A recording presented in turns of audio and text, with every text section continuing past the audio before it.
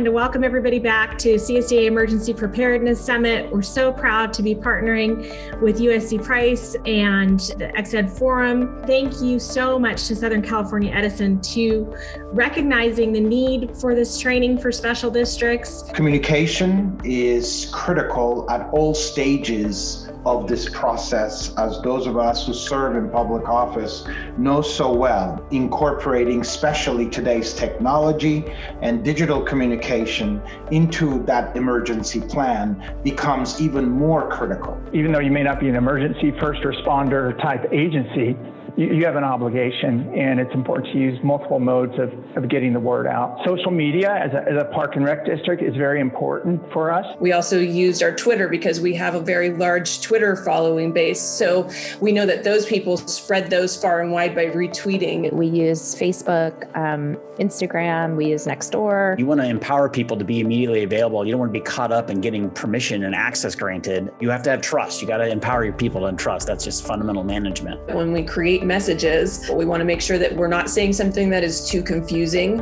or we're not saying something that is incorrect. The balance between kind of having some redundancy and duplication, and then making sure that your message is reviewed and okay. Really, you don't want a crisis to be the first time you're communicating with your customers. Building those relationships all year so that you can hand somebody a piece of paper and they're going to go tell all of their people is really what we do here. So just a little bit about the campfire. It was covering a football field a second.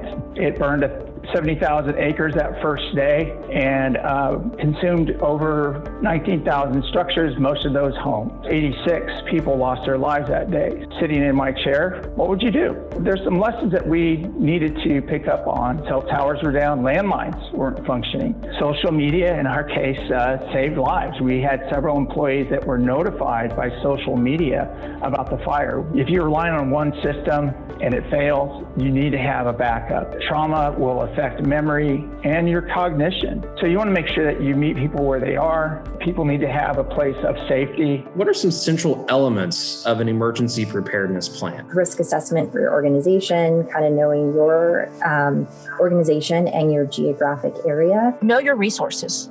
Let's face it, all of us that have experienced a disaster, we don't have all of the resources and sources to respond. Mitigation, on the other hand, is really aimed at reducing or eliminating what we consider long-term risk. Another important aspect for public assistance is cost tracking. Really work with your county and your state public assistance officer. There's also an opportunity to explore retrofitting or upgrading the facility so that next time something similar happens, the damage won't be as bad. You're not alone out there. Really look towards what other cities are doing and what the county is doing, and we really follow their guidance. With your plan, exercise it.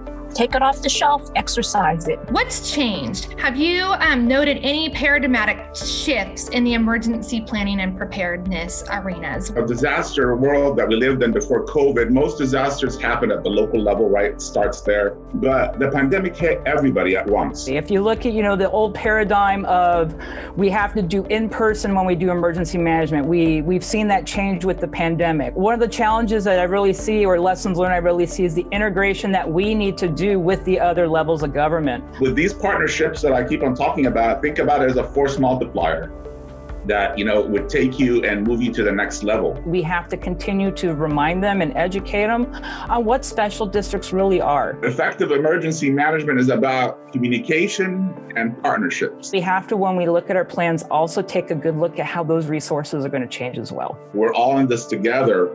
And the more you involve people ahead of time is really what's going to help us. These disasters and emergencies keep happening, unfortunately, but this isn't the end of our discussion and the end of the education that we'll all be doing on these topics. So just know that we're here and this is just the beginning, and what a great beginning it was.